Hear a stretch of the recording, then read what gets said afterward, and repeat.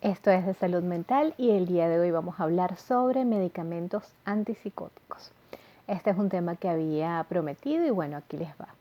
Los medicamentos antipsicóticos son un grupo de fármacos que van a ser empleados principalmente para tratar lo que son los síntomas psicóticos. Los síntomas psicóticos se ven en diferentes tipos de condiciones o patologías y una de las más características y que siempre se utiliza como ejemplo va a ser precisamente la esquizofrenia. Además de la esquizofrenia, pueden ser usados, por ejemplo, en pacientes con trastorno bipolar, en pacientes con trastorno esquizoafectivo, en otro tipo de psicosis, incluso en pacientes con demencia, también en pacientes con agitación aguda.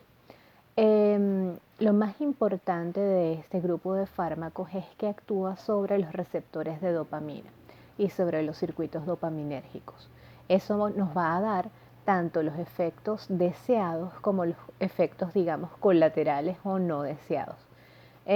Tenemos una clasificación que es la de fármacos de primera generación o lo que se llaman típicos y los fármacos de segunda generación o los atípicos. Actualmente lo más utilizado es lo que son el grupo de fármacos atípicos. De repente ustedes pueden haber escuchado hablar de olanzapina, ciprasidona, risperidona. Ellos son atípicos, son de segunda generación. Y los de primera generación, el más empleado, el más utilizado, el más nombrado, sería el haloperidol, o por lo menos en mi país se conocía como Aldol. ¿Qué es lo que pasa? Los fármacos de primera generación como el haloperidol tenían efectos sobre lo que son los síntomas positivos mayoritariamente. Con los síntomas negativos había poco efecto o ninguno, pero el problema es que podían generar movimientos involuntarios, efectos colaterales que son bastante desagradables y que en ocasiones podían incluso persistir después de haber retirado el medicamento. Entonces, cuando llegan los medicamentos de segunda generación, se observa que tienen mayor afinidad por los receptores de dopamina de cierto tipo y por eso se elimina este tipo de efectos secundarios desagradables. Se eliminan o prácticamente no se observan en muy baja proporción.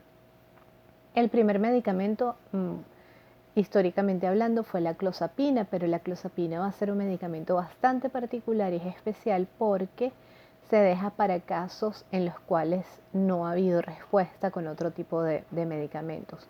Y tiene varias contraindicaciones, efectos adversos, es un medicamento de uso delicado que requiere incluso realización de exámenes de laboratorio, exámenes sanguíneos periódicamente.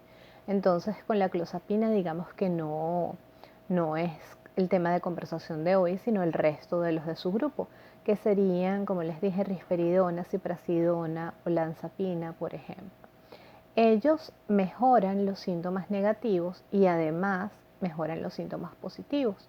Generan como efecto adverso la mayor propensión a presentar síndrome metabólico y además con esto una mayor también capacidad de generar efectos como la aparición de diabetes, sobrepeso marcado.